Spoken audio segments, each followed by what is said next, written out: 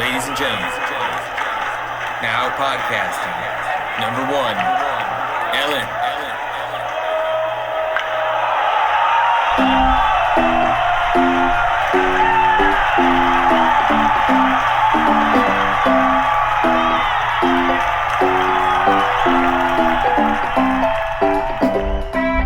All right, well, welcome everyone to the Ellen Fantasy Podcast, the podcast that brings you right into the fantasy. This is the first episode today, and we have our draft tomorrow for the Fantasy League, and I have to decide who my keepers are going to be. I can do 5, and I'm just opening up the fantasy app right now, see who I had last year, if I had any good. I was asking the commissioner, and I understand that it seems like a lot of people are doing keepers, so I did a little bit of money balling, and if there's, you got 10, there was 10 total people playing, but 2 of them are new, so they don't have keepers, so it's 8, and then, they can each have 5. 5. But I'm one of the people, so it's really 7. They can each have 5. So it's 35. Possibly 35 of the best people will not be available to start with at the draft. So it seems like if you have someone good, it definitely makes good sound sense to go ahead and keep them. On the app, you can go ahead and switch what statistics you're going to look at. So I'm going to look at last year. Last season total. Okay. So, I really only want people that are in the top 35, I'm thinking. Because otherwise, someone better might be available that I can get instead. Alright, so right off the bat, we got M. Scherzer, who is a pitcher. I know he's old, but he was number 7 last year, ranked 7. It says he's a starting pitcher. I'm going to write his name down. Scherzer. C. Burns, I know that's Corbin Burns. I remember him from last year. He was pretty good. It says he was ranked 23rd last year. He's another starting pitcher. According to the last season total stats, those seem to be the best 2 pitchers I had. So I'm going to write down C. Burns, too. And zipping up to the top here to the batters. Seems I had a couple good batters. M. Simeon, who it says can do both double base and shortstop, which I always love someone who can do double duty. Those are very valuable to my team. So I'm definitely going to write him down. It says he's second base. Looks like he's Texas, I guess. I'm going to put P's next to these other ones that I wrote down because they're pitchers. Okay. So M. Simeon. And second base and shortstop. That seems good. It says he was 18 last year. It says he was ranked 18. So then, okay, so this gets into sticky territory. So you got Manny Machado, who I've had him for a couple years on my team, and he does a good job, but I'm actually going to jump on Google really quick. So I think he's like a jerk. I'm trying to find a specific example.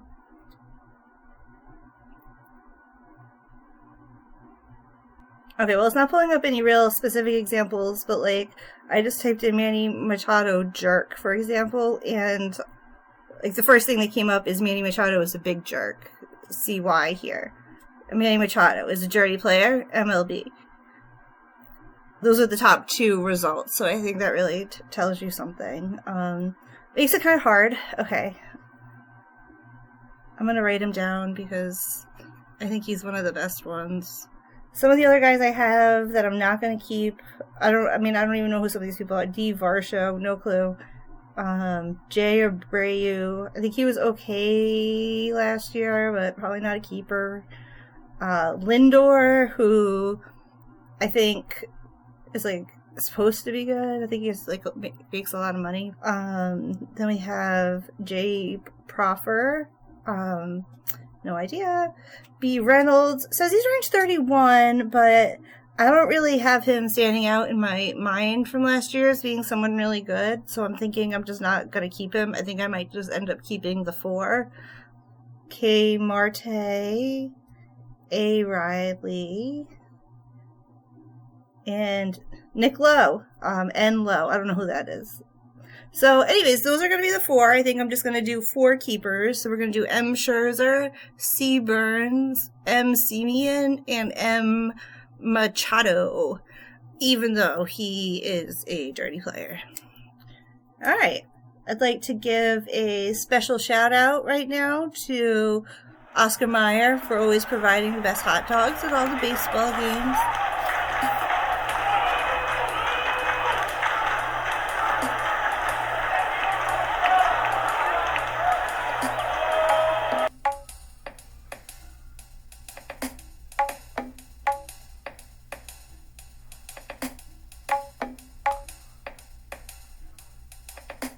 Okay, everybody, it's time for the Jock of the Week. And I'm looking to see if I can find some news about who's hot this week, what the talking heads are saying about who's on top, if you will. Alright. So, I always like, as you know about me, I really like it when they can do, like, more than one move. Like, they can do, a couple of different looks. They do a couple of different bases or whatever. Makes them more dynamic to have on your fantasy team. So I'm always on the lookout for that. And, like, this guy right off the bat, like, when I'm just looking at the best players that they're saying, I'm like, yeah, he's going to be good. Cronenworth. Says he can do first base, second base, and shortstop. J. Cronenworth. I'm going to click on him and see what it says. He's playing right now during spring training, so that's a good sign that he's, trying to get in shape.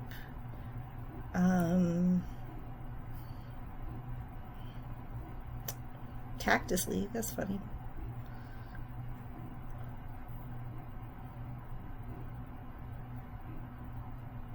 Oh, it says he was bad last year, so that might be good. Like, he might be available because he didn't do good last year. It says he looks like a strong candidate to bounce back from his disappointing 2022 campaign, is what it says. So I'm going to keep in mind.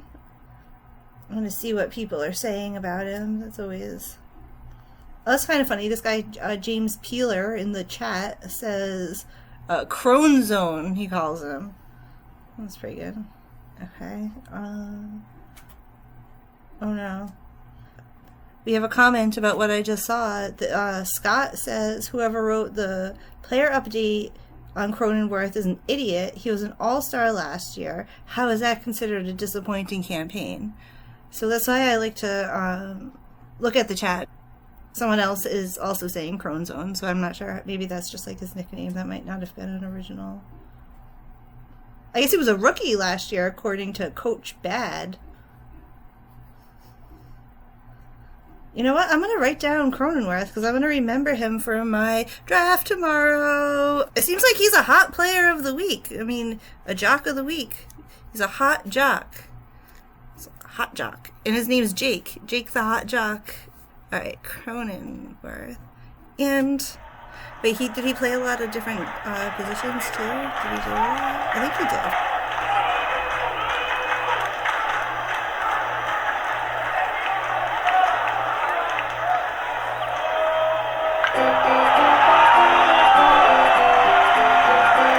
Alright, thanks for listening to Ellen's Baseball Fantasies. I hope you all had a great time, and I hope I brought you right into the fantasy. Once again, I'd like to give a special thanks to Oscar Mayer, providing the best hot dogs at all the baseball games.